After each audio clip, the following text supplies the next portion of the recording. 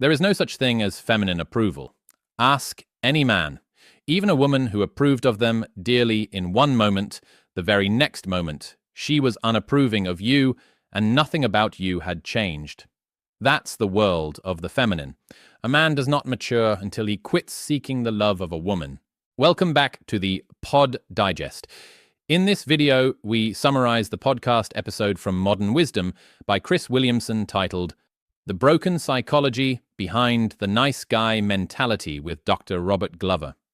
Robert introduces this concept by reflecting on the title of his book, No More Mr. Nice Guy, and addressing the question of why someone would write a book teaching men how to be not nice. At the core of nice guy syndrome is the early internalization of the belief that one is not okay just as they are. Robert explains that individuals with this syndrome unconsciously adopt two primary strategies. First, they strive to become what they believe others want them to be to gain acceptance and love. Second, they hide aspects of themselves, such as their needs and sexuality, fearing negative reactions. This dual strategy leads to a lack of authenticity, making nice guys appear untrustworthy, dishonest, frustrated, and passive-aggressive.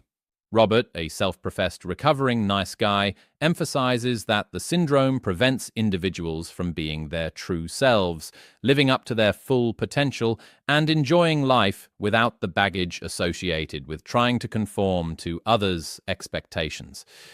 This pattern of behavior often stems from childhood experiences where individuals, in an attempt to avoid abandonment or neglect, learn to prioritize others' needs over their own, hence suppressing their true selves in the process. They interpret having needs draws too much attention, and others' needs are more important than theirs.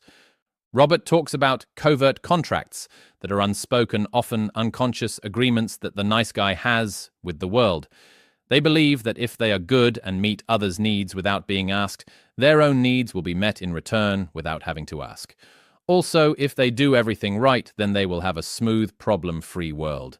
This, however, often leads to frustration and resentment when these covert contracts go unfulfilled. One notable aspect highlighted by Robert is the generational shift in the attribution of nice guy syndrome. While earlier generations may attribute it to absent fathers or family issues, Robert notes that younger generations sometimes inherit the syndrome from fathers who were themselves nice guys. A significant dimension of the nice guy syndrome is the excessive emphasis on pleasing women. He suggests that this inclination might be rooted in early manipulative conditioning, as individuals are born to women and are conditioned to be good to gain approval, love, and desirability. We live in a culture where we're bombarded with sexual stimuli everywhere. There's this really interesting paradox. Not trying to please women tends to make a guy more interesting to women in general. They do seem to be drawn and attracted to the guy who's comfortable in his own skin, living a life, on his terms. Robert addresses the role of societal expectations and stereotypes in shaping the nice guy archetype. Being a bad guy is an erroneous solution to the problem of a nice guy. There is no standard for feminine approval. Masculine has standards. You've lived up to the standard when you've hit the ball out of the park, scored a touchdown, or made X amount of money. Robert has observed that the feminine is attracted to a man who has a mission, purposeful, and not afraid to take the lead. Take someone who always opens the door for women. He tells them, "Wait for me, I'll open the door." If you really break it down, that's him being dominant. He tells them what to do. "Wait for me, I'm going to open the door."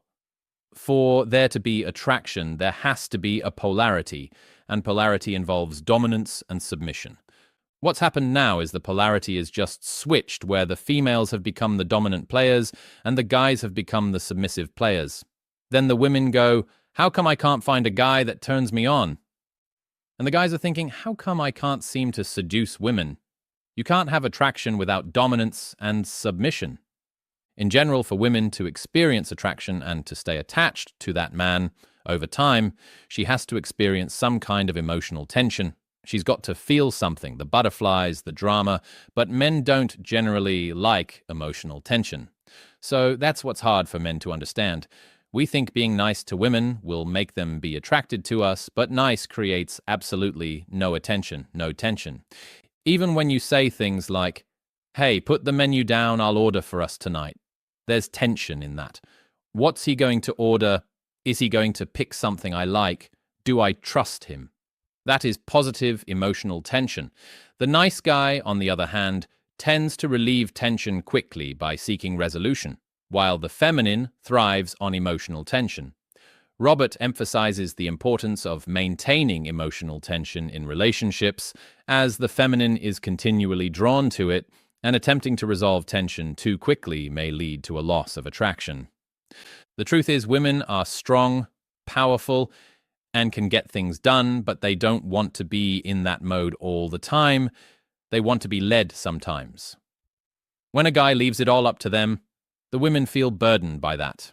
Most are in their masculine dominant role, all day long in their work, in their career. Raising children, even mothering, is a masculine dominant state. They don't want to have to take care of their partner after that.